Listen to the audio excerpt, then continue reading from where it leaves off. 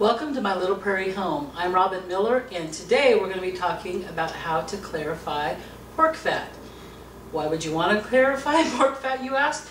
Well, the pioneers needed something to use in pastries when the cow was either not in existence or when it was dry.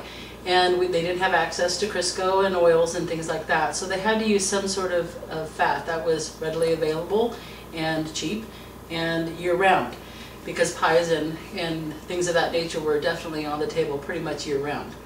So they used pork fat.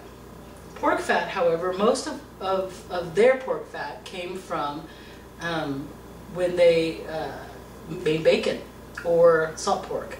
And both of those have a distinct flavor.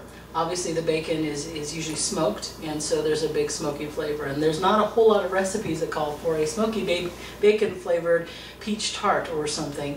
So they had to figure a way to sort it out that they could use the pork fat and not have all of the yucky bits that in other recipes might be lovely. Savory recipes would be great. In sweet recipes it was not really wanted. And it's very simple to do. It's very, very, very simple to do. This is pork fat that is almost exclusively, I think there's a little bit of salt pork fat in there, but most of it is bacon fat. And you can see how dark it is. You can see that there's a lot, hopefully you can see, there's a lot of sediment at the bottom.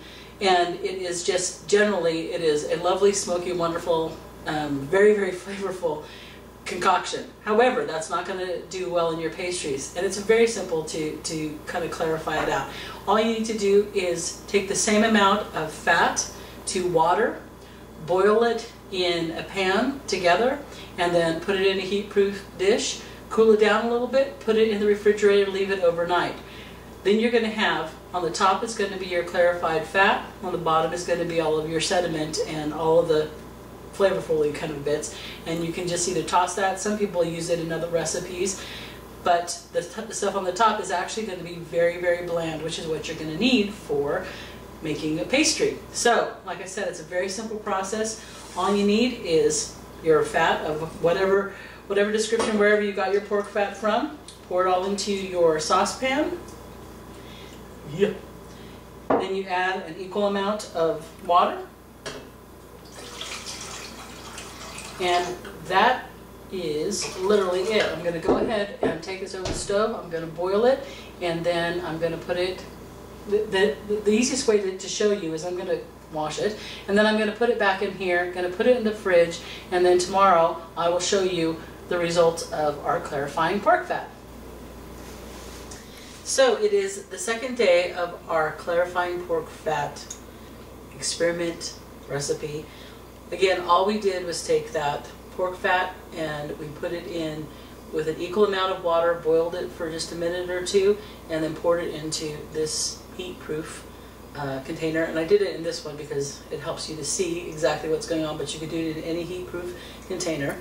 You'll notice that the fat now was very, very brown before, because a lot of the smokiness, the bits of pork and the burned bits on the bottom of the pan that have all the flavor, well, not burned bits, but brown bits, they are now no longer in the fat. They're all in this liquid at the bottom. They call it a waste liquid, but actually you can still use it for flavoring of soups or beans or other things. It's just really floating on top there, so all you need to do is pop it out. And how you do that is you just take a knife, run it around the edge of your container, and then you just literally pop it out, and hopefully it won't splat it.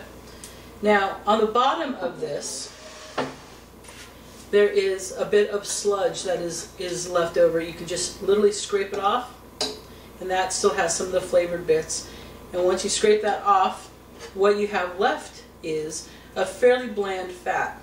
Now, on some instances, if you really have been saving when you save all of the pork fat or bacon especially, because it's usually smoked, if you have a very, very brown liquid and you're saving over things like flavoring beans and soup, so you're not necessarily saving as much of the clear stuff, you're saving a little bit more of the brown yummy bits at the bottom, then you might need to clarify it again. It's up to you.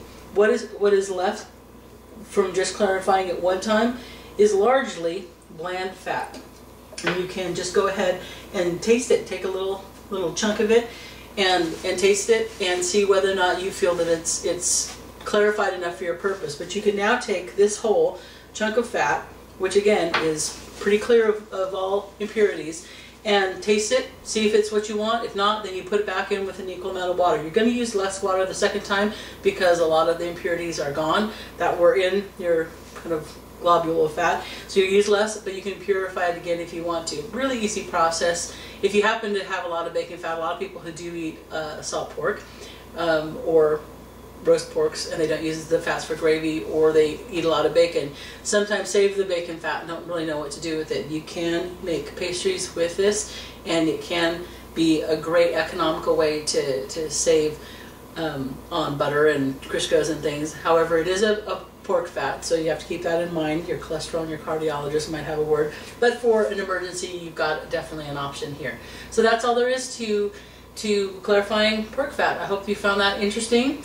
And if you need this recipe or a lot of others, Pioneer Foods on www.mylittleprairiehome.com. There's a whole wealth of information, and I hope to see you next time.